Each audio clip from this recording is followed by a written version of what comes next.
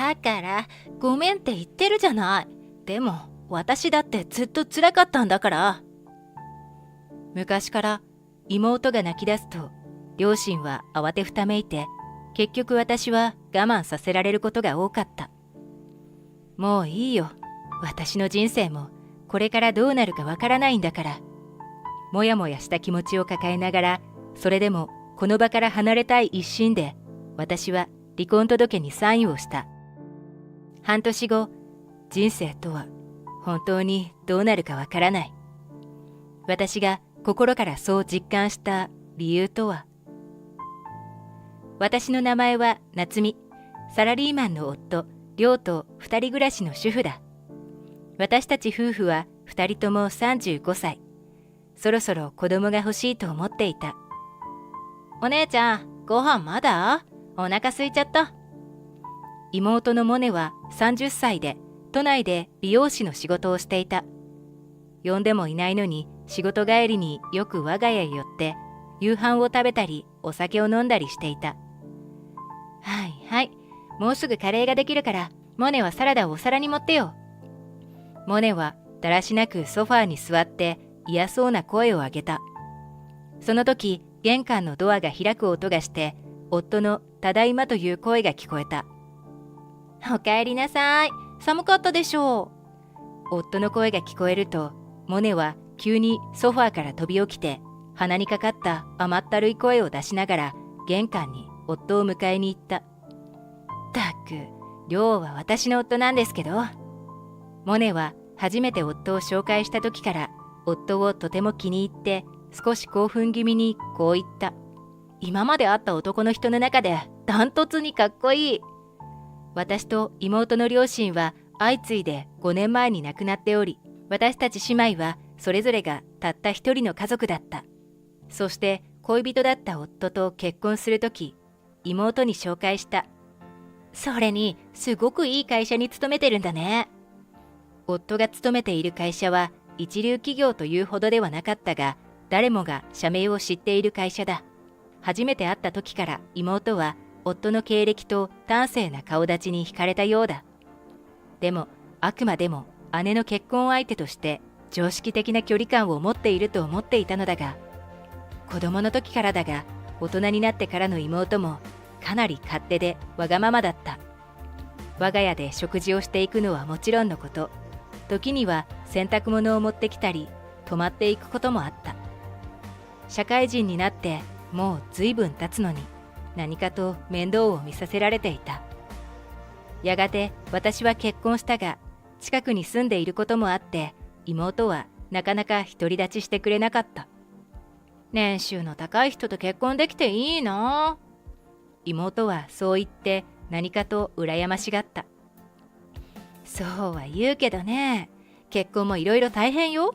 自分の世話だけじゃなくて旦那さんの世話もしなくちゃいけないんだから。すると妹はすかさず言った。じゃあお兄さんちょうだい。妹の目が笑っていなかったので、私は軽く身震いした。その後も妹は何かとうちに来て、私の目の前で夫に甘えてみせた。夫の次のヘアスタイルを提案したり、肩もみしたり、後ろから抱きつきそうなほどくっついた。モネちゃんが美容師で助かるよ。流行りのヘアスタイルにしてもらえてありがたい。夫もまんざらではなさそうなので、正直私はあまり面白くなかった。妹は夫がいない時は私を家政婦みたいに扱ってご飯や洗濯などやらせるくせに、夫が帰ってくると海外しく世話を焼いた。しかも料理なんて全くやらないのに、妹は得意の鼻にかけた甘い声でこう言った。お兄さんが好きかなって思って作ってみた。私が作った料理を出しながら妹は平気でそう言った。夕飯の後片付けを終えてリビングに行くと、妹は夫とぴったりくっついて動画を見てたりするので、どっちが奥さんかわからない始末だった。そんな毎日のストレスなのか、ある日私は突然の体調不良に見舞われた。私がソファーで横になっていると、その日も妹が自分の家のように帰ってきて言った。あれ？何寝てるのよ。私、お腹空いてるんだけど。妹は私が寝込んでいることに少し驚いて、夕飯はどうするのかと聞いてきた。私の体の具合を心配するかと思いきや、夕飯の心配をするので、思わず吹き出してしまった。もうね、何か作ってよ。食材は冷蔵庫にいろいろ入っているから、適当に使って。すると妹は慌てて言った。私に料理なんて無理だよ。とりあえず今日はデリバリー頼もう。言い返す元気もなく妹にデリバリーを任せると、私は熱も出てきたようなので先に休むことにした。気がつくと朝だった。夫が隣で寝ていないので和室で布団を敷いて寝たんだろう。ずいぶん眠ったようだが体のだるさは解消しないので、私はそのままベッドに寝ていた。するとしばらくして1階から妹の甲高い声が聞こえた。まさかあの子止まっていったの？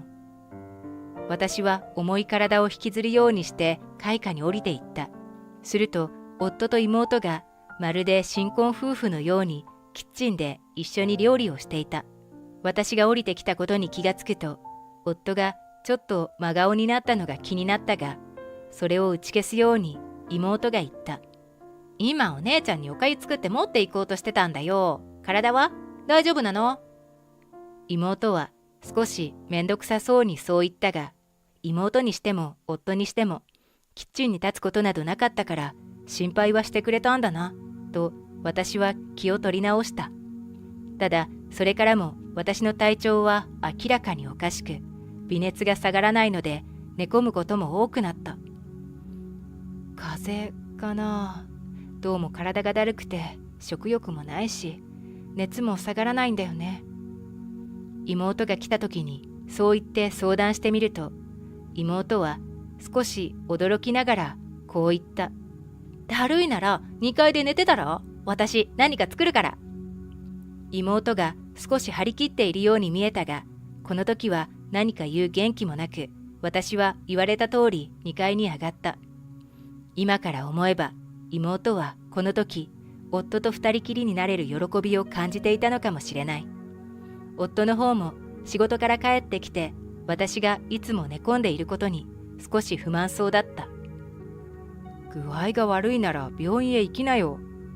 帰ってきても食事もできてないんじゃ困るよ。夫にそんなことを言われたのをきっかけに、私はついに病院に行って検査を受けることにした。そして検査結果を聞きに行くと、担当の医師からさらに詳しい検査を勧められ、私は検査入院することになった。私は夫に体調の異変のことを風邪をこじらせたとしか話していなかった。検査結果はまだ詳しく調べてみないと何とも言えないって言われた。それだけ言って私は検査入院をすることになった。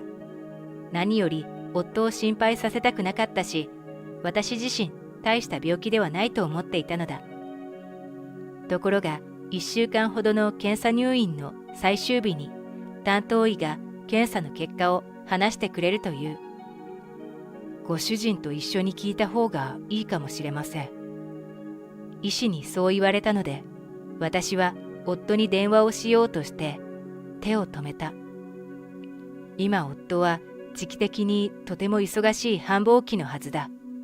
とても休みを取るなんてできないだろう。私はそう思って医師に言った。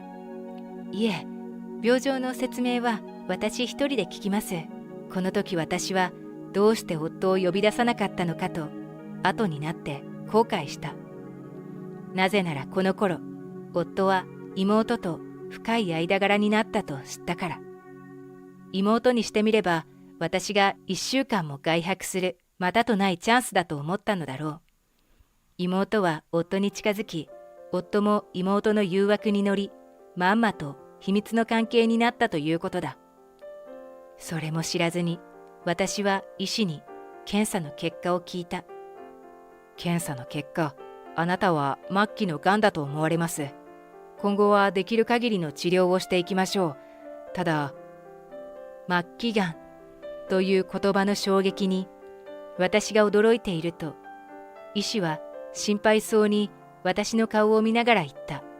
治療がうまくいけばその限りではありませんが、治療の効果がない場合、余命は半年だと思われます。私にはその後の記憶がない。ただ入院の間、夫も妹も一度も顔を見せてくれなかったな、と思ったことだけしか覚えていない。気を失った私がベッドで目を覚ますと、近所に住む同い年のいとこ、泉ちゃんが迎えに来てくれていた。担当医は私にきちんと治療に来ることを約束させた上で、一旦退院することを許した。いとこはこんな時に連絡が取れない夫にも妹にもとても怒ってこう言った。検査入院だからって大したことないと思ってるのかね。それともおじさんもおばさんが亡くなってるから甘く見てるのかね。いとこはそう言って、私に両親がいないから夫は私を大切にせず、妹も好き放題やるんじゃないかと言って怒った。私はいとこの言葉に確かにそうかもしれないと思いながら、家に帰って夫に病気のことを打ち明けようと思っていた。すると夫が帰ってくるなり、突然私に土下座してこう言った。すまない、別れてくれ。理由を聞くと、妹を愛してしまったという。私が入院して留守にしている間、妹と何かあったようだ。そこへ妹も現れていった。夫と一緒に帰ってきたらしい。お姉ちゃん、ごめんね。お姉ちゃんが具合悪そうにしてたから、私がお兄さんを慰めてたの。妹は私が具合が良くないのをいいことに、夫に近づき、奪っていったのだ。私は二人に自分の病気のことを完全に言いそびれてしまった。言葉が何も出てこなかった。私が病気かもしれないっていうのに、夫を奪っていくなんて、と私はひたすら愕然とするしかなかった。結局妹は私が夫に重大な病気だと告白する前に、夫を連れて家を出て行ってしまった。私が検査入院することだけは知っていたのに、その検査の結果を心配することなく、夫が妹と浮気してたことがショックで、二人が出て行った後も呆然としていた。その後、病院に迎えに来てくれたいとこが、夫と妹に余命宣告されたことを話してどうなったか心配して家に来てくれた。そしていとこに体を揺さぶられて、私はようやくハッとして意識を取り戻した。その後のことをあまり覚えていないが、私は夫と妹のことをいとこに冷静に話したらしい。私が涙一つ流さず、怒りもしないことに、いとこの方がショックを受けて泣いているのを不思議な気持ちで見ていたことは覚えている。数日して、私は置いていかれた離婚届にサインした。もう二度と会いたくない。そうメモを残して。そんなショックが重なった私は、その後体調を悪くして、また入院することになった。そして半年の月日が経ち、余命宣告を受けたものの、私はまだ生きながらえていた。それは献身的に私を支えてくれたいとこの泉ちゃんのおかげと、そして病気が完治したわけではない私は通院治療を続けていたのだが、そんな毎月の通院で私は一番会いたくない人に声をかけられてしまった。離婚した夫だった。夫は病気になった私より青い顔をして言った。嫁が、君の妹が大変な病気になった。夫はそう言って私と連絡を取れなくなったことを恨めしそうに責めた。何度電話してもつながらないし、どこにいるのかもわからない。どれだけ探したと思ってるんだ。私は内心ひどい裏切りをしたくせによくそんな口が聞けるなと思った。黙っている私に夫は話を続けた。モネの病気は移植が必要な病気なんだ。君の大事な妹だろ。どうかドナーになってくれないか。夫はすがるように頼んできたが、私はふっと笑って言った。探してたのは私じゃなくて私の臓器ね。そう言って笑うと、夫は不謹慎だと怒った。半年前、私が検査入院している間に妹と浮気したくせに、あの時はこっちだって死ぬか生きるかの瀬戸際にいたのよ。私がそう言うと、夫は罰が悪そうな顔をしながら言った。あの時は検査入院って言ったって妊娠できるかどうかの検査だろ。モネがそう言ってたぞ。私は夫がまさか妹にそんな風に吹き込まれていたことを初めて聞いて笑ってしまった。あなた、何も知らないのね。そう言って私は病気のことを話した。末期がんで余命宣告されたのよ。それを打ち明けようとしたら、あなたから離婚宣告。泉ちゃんがいなかったら、私は今生きていないわ。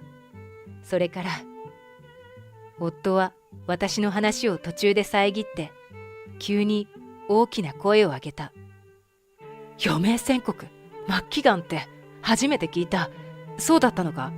それなのに俺は君を裏切って、そんな。夫は初めてあの時私にしたことを理解したようで、大きなショックを受けていた。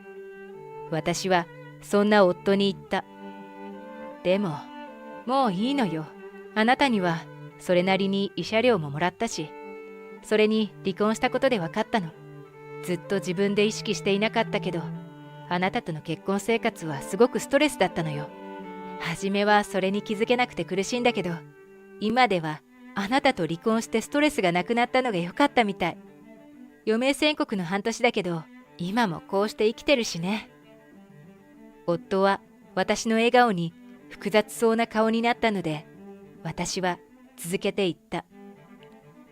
それに、いつもあなたに色目を使う妹にヒヤヒヤしながら夫を監視したり、妹のわがままに耐えることから解放されたのも良かったのよ。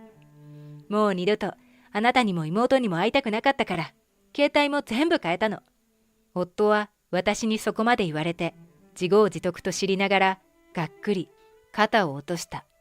だけど、がんが治ったわけではないから、私は病人であることに変わりはないの。だから、多分私が妹のドナーになることは、主治医が許さないと思うわ。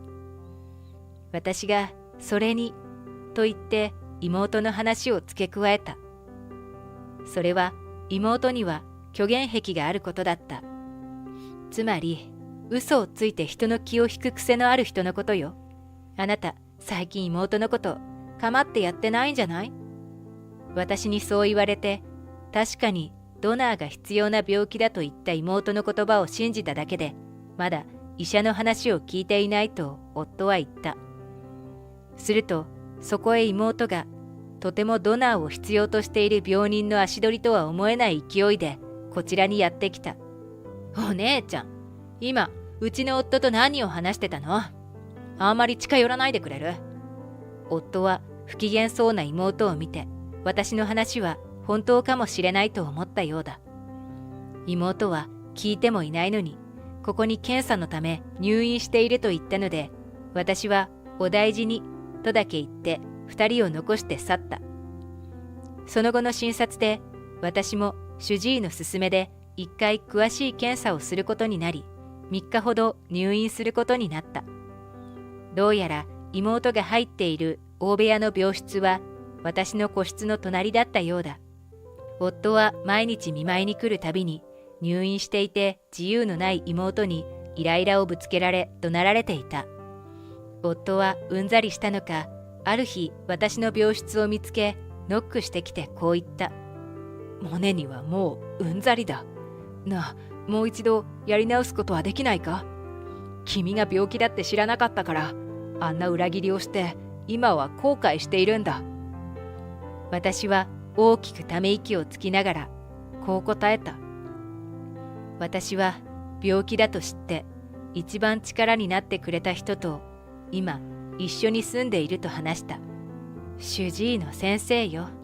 夫の裏切りと重い病気で苦しむ私を支えてくれたのは、いとこの泉ちゃんと主治医の先生だった。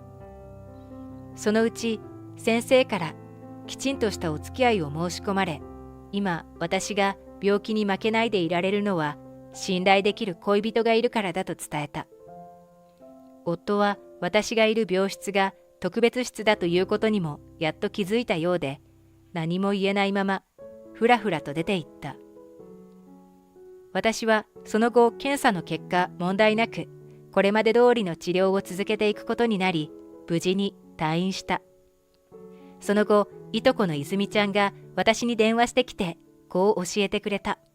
モネから連絡があって退院するから迎えに来いって言うのよ。私はあんたたち姉妹を迎えに行く人かよって怒ったら急に電話口で泣き出したの。いとこは笑いながら、妹は夫に離婚届を突きつけられてもう会わないと言われたらしいと教えてくれた。さすがに妹のわがままに嫌気がさしたようだ。聞いたら検査入院って言っても別に大したことなかったらしいのよ。